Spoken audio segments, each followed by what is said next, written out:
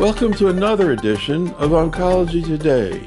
This program focused on key presentations on CLL and lymphoma from the recent major oncology hematology conferences. This is medical oncologist Dr. Neil Love. For this program, I met with Dr. Jeremy Abramson from the Massachusetts General Hospital in Boston. In addition to this interview, there's also a corresponding video program featuring Dr. Abramson's slide presentation. To begin, I asked him about his preference for BTK inhibitors as first-line treatment of CLL. I think it's hard to say. I do definitely believe the Alpine trial that there's an improvement in efficacy for zanubrutinib over ibrutinib, which along with the improved safety profile makes it a clear improved choice over ibrutinib. I think acalabrutinib is more unanswered. I'd certainly favor it over ibrutinib if I were choosing between the two, based on the fact that there's clearly a better safety profile for acalabrutinib. My generally preferred agent is zanubrutinib because it has shown superior efficacy and safety, but I think both are good agents in CLL. Just out of curiosity, about when did you decide that Zanu was going to be your favored first-line BTK? I think it was really the Alpine trial that convinced me. There's also, there is more favorable pharmacokinetic properties. It's the only BTK inhibitor that maintains above the IC90 for the entire dosing period. So there's potential rationale for why it might be a slightly better mousetrap in this circumstance. But I think the data is what speaks for it. I'm just kind of curious, particularly the ibrutinib studies. When you start going out 5 and 6 years, like what fraction of the deaths are directly related to CLL as opposed to completely not related? It's a good question. The majority are CLL related, and that includes patients who have a Richter's transformation. Right. Although the incidence of Richter's does appear to have gone down by treating patients more optimally up front, but it's still CLL-related deaths for the most part, and that can also include secondary malignancies, which are at increased risk among CLL patients, as well as infections. Interesting. I keep hearing about the fact, supposed fact, I wonder if you agree with this or not, that a substantial number of patients in the United States are receiving first-line therapy with chemoimmunotherapy, BR. I've heard numbers like in the range of 25 or 30% from these sort of real-world studies. And often they don't really get into why. So first of all, I'm curious whether you believe that that's actually the case. You see a lot of second opinions of people who get first-line chemoimmunotherapy. And if it is the case, what do you think the reason is? Do you think it's primarily because the docs aren't up to date, or do you think it's maybe an issue about being able to access particularly oral expensive meds? I think that's a big one. It definitely still happens. I will say I see it less and less over time. So I do think that BR is being used a lot less in the upfront setting.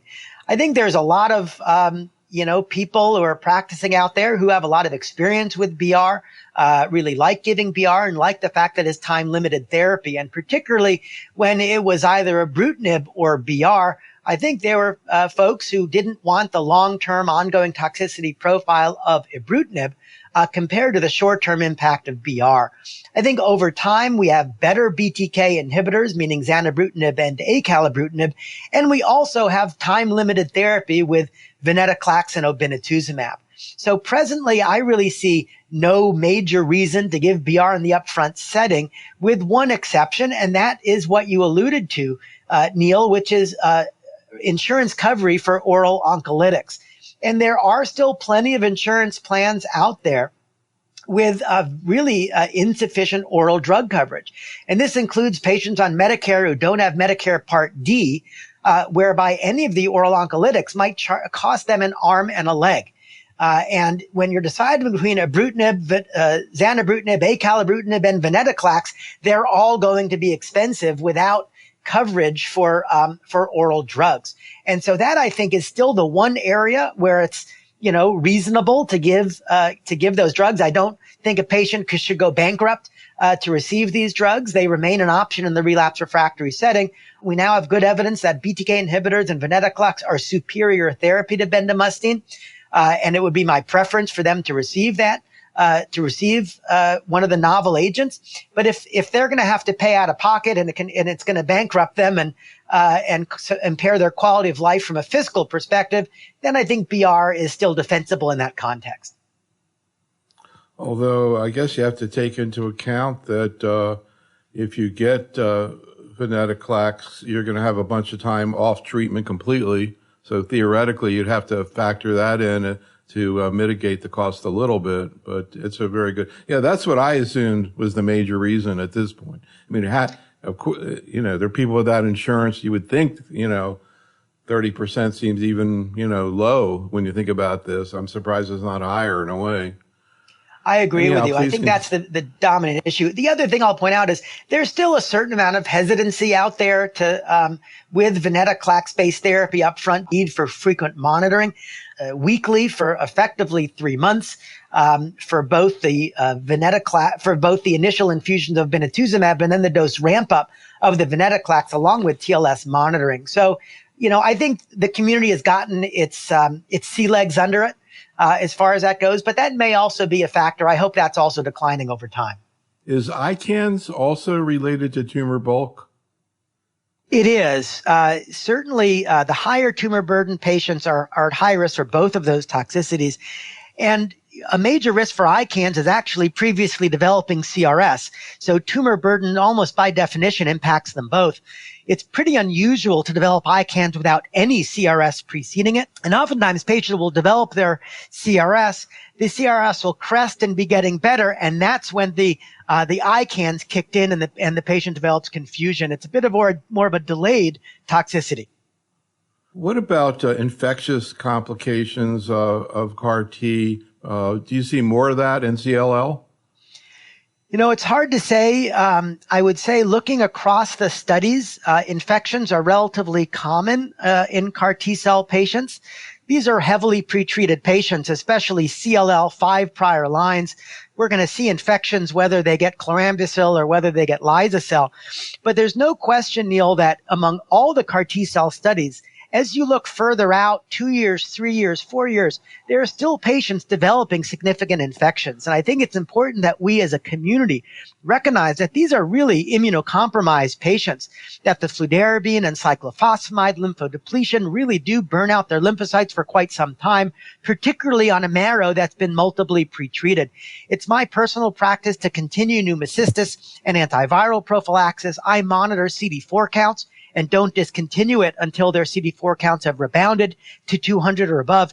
And I have plenty of patients who never rebound their CD4 count to 200 or above. So I think even in long-term follow-up, infection complications are expected, need to be recognized, need to consider opportunistic infections as risks in these patients, to remember CMV as a risk in these patients, remember the risks of COVID, of course, in this population. Remember there's an RSV vaccine that's going to be available for our patients in the fall, as well as the annual flu shot, hopefully the updated COVID-19 vaccine.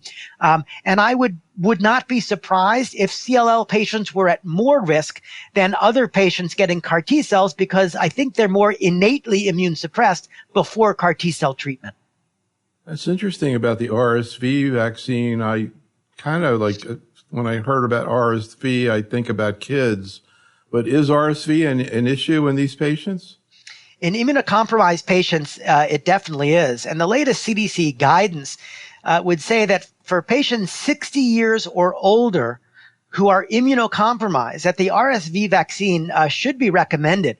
And our patients did have some very severe RSV infections last winter, which in an era where they could also get flu or COVID could lead to a real trifecta of viral illness. So I don't believe that the CDC is recommending that vaccine for immunocompetent older adults, but for older adults who are immunocompromised, that is the recommendation that's coming down, and that is going to be something that should be considered as early as September. Interesting. What about bispecifics for CLL? There is some intriguing early data for epcoritamab, for example, in CLL. There's just a lot less of the data, a little bit using the odronextamab product as well. I'd love to see evidence with glofitamab and mosunetuzumab, but presently the small amount of data we have is with epcoritamab and odronextamab. It appears to be effective, and the depth of remission might not be as deep as we're seeing in, say, follicular lymphoma or diffuse large B-cell lymphoma, but the numbers treated are small. And again, this post-BTK, post-venetoclax group of patients is still a really unmet medical need, where I'd love to see bispecifics more broadly studied as an off-the-shelf option for these patients. Notably, the risk of CRS and neurotoxicity, though lower with bispecifics, do still happen. And perhaps similar to what we're seeing in this Lysozyme study, is I'd expect the risks of CRS to be higher in a CLL patient with a high circulating tumor burden than, say, a follicular lymphoma patient. So and it might require different dosing or dose escalation strategies. So I would encourage the manufacturers who are studying these products and developing these products to not forget about CLL as a treatment where bispecifics warrant investigation. Sort of putting aside transformed CLL, assuming they're not transformed, what's a clinical scenario where you would like to see, or you're sending a patient for CAR T now? Well, right now we only have CAR T cell available on a clinical trial for CLL. And so that's the only context I would do it. But if I have a patient who's relapsed despite a BTK inhibitor and venetoclax, my number one question is there a CAR T cell trial I can put them on? I can tell you that Lysozyme has been submitted to the FDA, and so the hope is that these Transcend CLL data will result in a label, because these patients really do represent an unmet medical need. And once available, if it does become FDA approved, that's who I'll think about it as well. A patient who's progressed despite a BTK inhibitor, and a patient who's just progressed despite venetoclax. So how are you going to think through pirtobrutinib versus CAR T? I think pirtobrutinib is an absolutely reasonable option for those patients. And we can look at the Bruin data for pirtobrutinib in relapsed CLL. And what I would say is the depth of remission is not particularly deep, and the progression-free survival is not particularly long. As of today, if I don't have a CAR T cell trial available for that patient, then pirtobrutinib is definitely my next treatment of choice. But my impression from the Transcend CLL data is that we're seeing deeper remissions in patients receiving Lysozyme than we might expect from pirtobrutinib, and so I'd prefer a CAR T cell if I had both available in my clinic. I will note that pirtobrutinib might also be a very appealing bridging therapy option if I was trying to get a CAR T cell available for that patient, but I needed some additional treatment. Pirto would be a terrific option as well. That's interesting, though, your comments about the response to pirtobrutinib, because, when you look at the waterfall plot, it looks so great, even for people who've had prior BTK. But you're saying that even in spite of that, the PFS is not as much, for example, as you see with first-line BTK untreated patients? Yeah, that's correct. I mean, I think it's also, these are often heavily resistant patients who are going on these studies. And so in the absence of a head-to-head trial, it's really impossible to say. But what we're typically not seeing, for example, is undetectable MRD. And if you recognize that in this study, 65% of patients are going MRD undetectable in the blood, that to me is a really remarkable statement on depth of response that I just don't think we're seeing with pirtobrutinib, but that pirtobrutinib can induce a durable response, even a durable PR in patients. So in the absence of CAR T cell therapy, pirtobrutinib is certainly my go-to option in those patients. That's interesting, though, about MRD. I never thought to ask anybody, because obviously you don't see MRD with the BTK inhibitors that we have right now, but you're saying you also don't see it with pirtobrutinib. That's correct. Very low levels. Do you see these bispecifics being utilized in the community setting? Do these people have to go in the hospital? What's the difference between the bispecifics in that respect? But do you see this becoming part of general medical oncology practice? Yeah, I certainly do see it becoming part of a general medical practice. It's going to take a learning curve, not unlike venetoclax dose ramp up in CLL, and probably not unlike immune checkpoint inhibitors in nearly every solid tumor that's treated in the community, is a comfort level with identifying and managing the toxicity. The nice thing is that it's pretty predictable with these bispecific antibodies, even more so than with CAR T cells. Remember, unlike a CAR T cell, bispecific antibodies have a fixed half-life and they're injected, as opposed to a CAR T cell, which expands exponentially once it's infused. And so those are more of a delayed CRS risk and can be highly dependent on tumor burden. It's actually quite predictable. Mosunetuzumab does not require admission to the hospital. The CRS, if it occurs typically during that initial dose ramp-up. For epcoritamab, interestingly, which is a subcutaneously administered drug, it occurs on day 15, the third dose day of the dose ramp-up, meaning the third week. And per the FDA label for epcoritamab in large cell lymphoma, hospitalization for observation should be considered after the day 15 dose. Although we and others have a study looking at pure outpatient dosing using prophylactic steroids. Glofitamab, the other major product approved for diffuse large B-cell lymphoma, also has a dose ramp-up over the first 3 weeks, but the risk of CRS is highest after the first dose as opposed to the third dose. And so it's important to note that the incidence of onset of these toxicities varies based on the product. And based on that, the FDA label suggests a 24-hour period of observation after the first infusion of glofitamab. And so I think it's important for the docs in the community and all of us who use these drugs to really understand the differences among the products when the high-risk period is. And I think we're going to develop confidence over time to minimize the incidence of CRS and keep these patients outpatient. I'm just kind of curious. Let's say a doc wants to give mosunetuzumab. Do they need to have tocilizumab available? You know, that is the party line, is to have it recommended, is to have it available. You know, in the real world setting, I'd say tocilizumab is rarely required with bispecific antibody treatment, particularly mosunetuzumab, where the incidence of severe CRS is extremely low.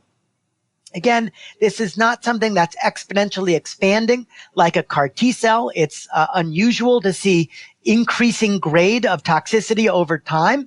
Rather, you typically see it onset within hours and then decline within hours. And in general, in my practice, nearly all patients can be managed with corticosteroids alone. Grade 3 and higher toxicity with these products is extremely uncommon and usually turns around quite quickly with corticosteroids, but that is a patient where tocilizumab should be strongly considered. So while it's unlikely to be needed, I would say that that in the optimal interest of safety, that it should be available. You can also identify tumor burden, particularly the presence of leukemic phase disease, as risk factors for CRS. And so the highest risk patients are those with high tumor burden and leukemic phase disease, where I'd particularly want to keep a close eye on that patient and make sure that TOCI was available, even though it's unlikely to be needed.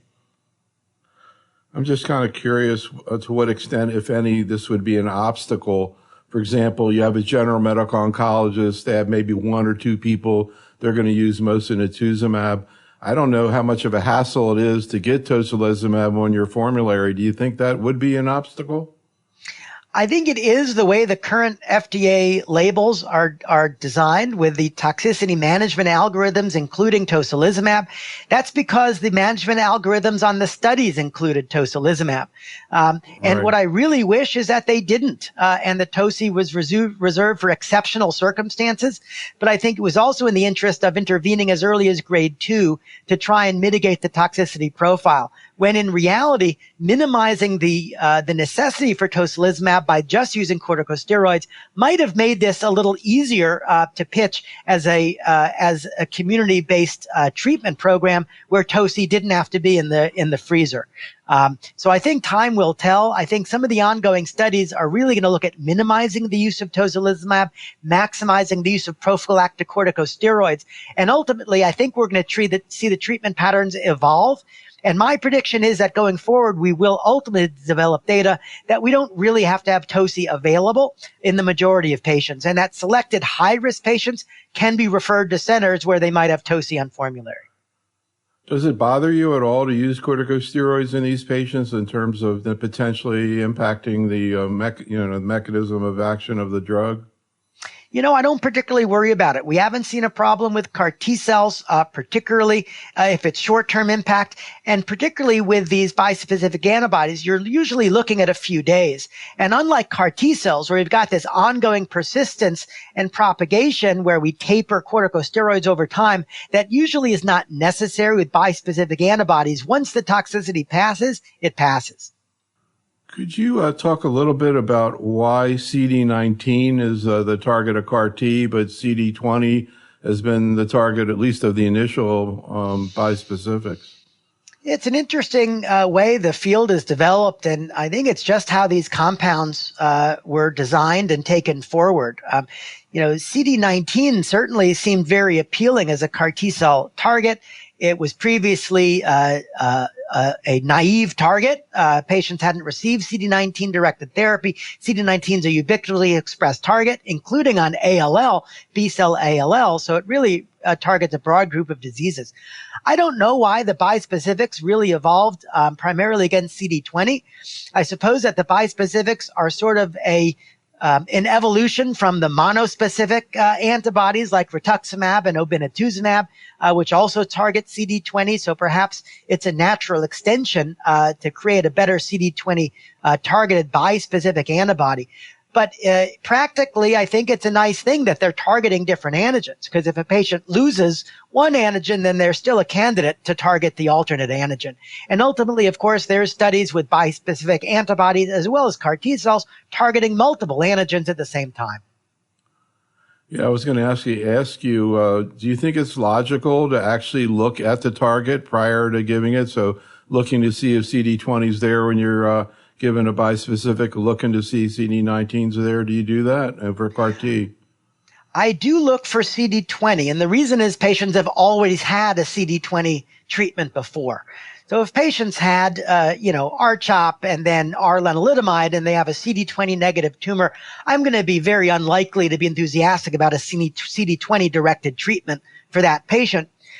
Whereas I'd be very enthusiastic about a CD19 directed CAR T cell. And if a patient has not had a prior CD19 directed treatment, as most patients haven't, I do not check for CD19 because it is ubiquitously expressed. If a patient did receive a prior CD19 directed therapy, then I do check for CD19. Antigen density might matter. And so one wonders in the future if we're choosing between different targets, if we identify which antigen is most densely expressed and then target that antigen on a given patient, more personalized immunotherapy medicine for that patient. But that's a question for the future. I think right now, I'm not checking CD19, but I am checking CD20. Just kind of curious where you are today in terms of first-line therapy in younger and older patients with mantle cell, sort of putting aside reimbursement issues, the regulatory issues. Right now, what do you consider optimal therapy in those two situations? Yeah, I think, upfront therapy is a moving target in my older patients. Sort of the so-called non-transplant eligible population. There, I'm giving bendamustine and rituximab followed by rituximab maintenance, and reserving BTK inhibitors for patients with relapse refractory disease as a second-line treatment. The data for BR followed by rituximab really look excellent in that population, and it's encouraging to know that BTK inhibitors are available. Combining ibrutinib with bendamustine and rituximab in the SHINE trial really led to excessive toxicity, which I think outweigh the benefit. And so I don't currently recommend the combination of BR ibrutinib in my older patients, nor is it included as an NCCN guideline recommendation.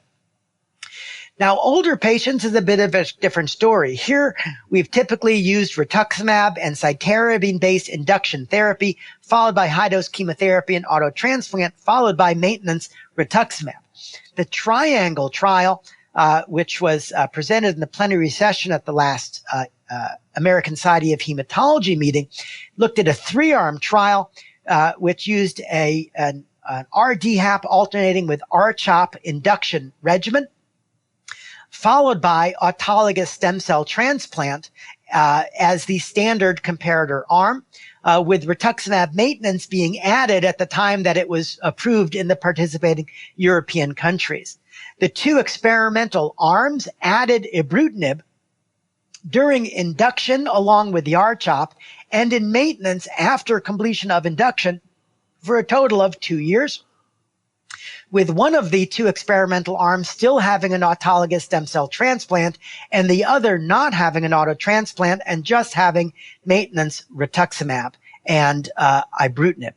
What that study basically showed is regarding the induction regimen that the ibrutinib clearly improved progression-free survival when compared to RCHOP, RDHAP alone. The second question in that study is really the role of the transplant. And while the maturity data are not yet there for the transplant versus maintenance rituximab question, those curves were directly overlapping, meaning there was no obvious benefit for transplant in a patient who's receiving ibrutinib and rituximab maintenance. How do I put that together today in my young transplant eligible patients? I do find that data compelling. And there's also a trend, though not yet statistically significant, in favor of overall survival for inclusion of ibrutinib in the initial treatment.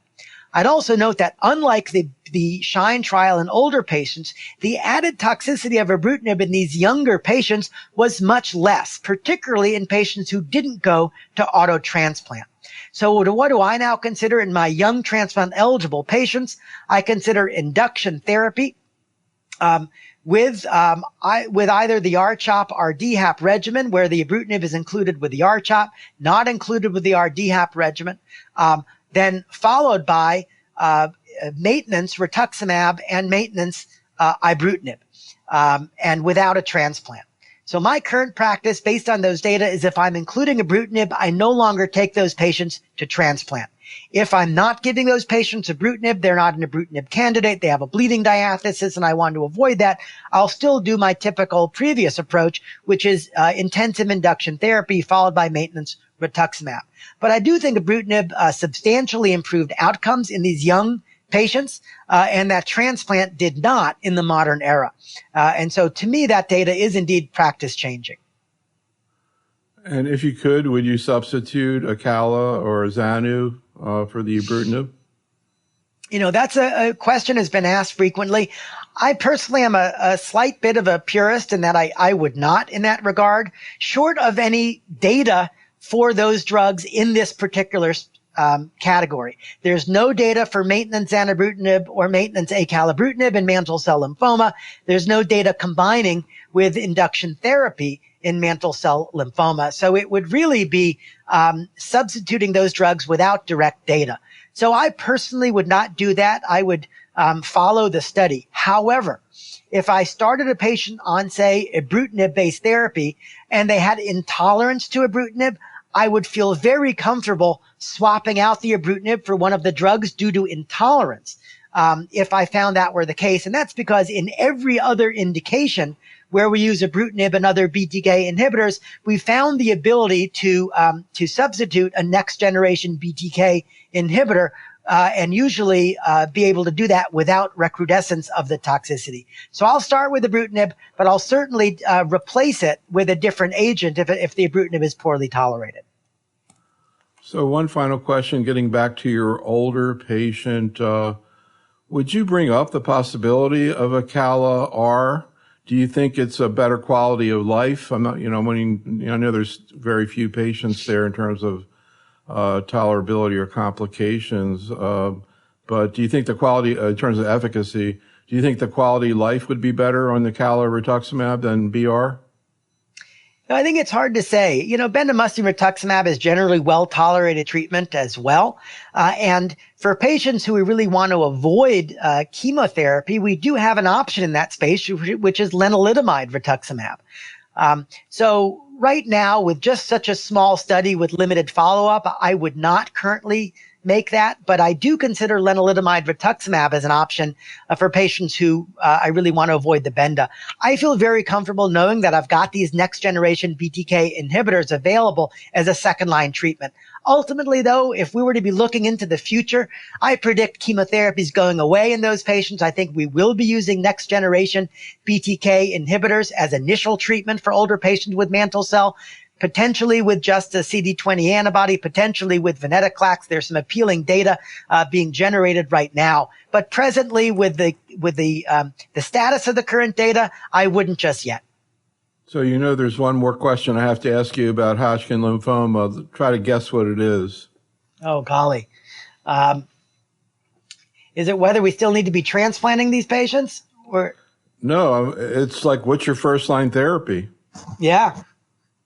So the first line therapy for advanced stage is clearly going to be Nivo AVD based on that trial. It's better efficacy, and in my opinion, it's better safety, and it doesn't cause the neuropathy, which is such a limiting factor in with the brentuximab regimen.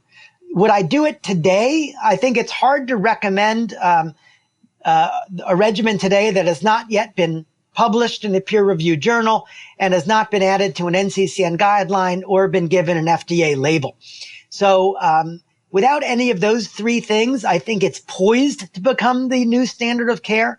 But I think we probably do need to see either a peer-reviewed manuscript to get a little into the weeds on the data. Although I'm confident I don't question the results. And for regulatory reasons, I think it may not get paid for unless there's an NCCN guideline indication or an FDA label. So I'd say today, if I could give it, I would as a new standard of care. I am convinced it's better than brentuximab AVD. Definitely better tolerated than brentuximab AVD as of today. And do you see 2, 3, 4, 5 years down the line a role for brentuximab in the upfront setting?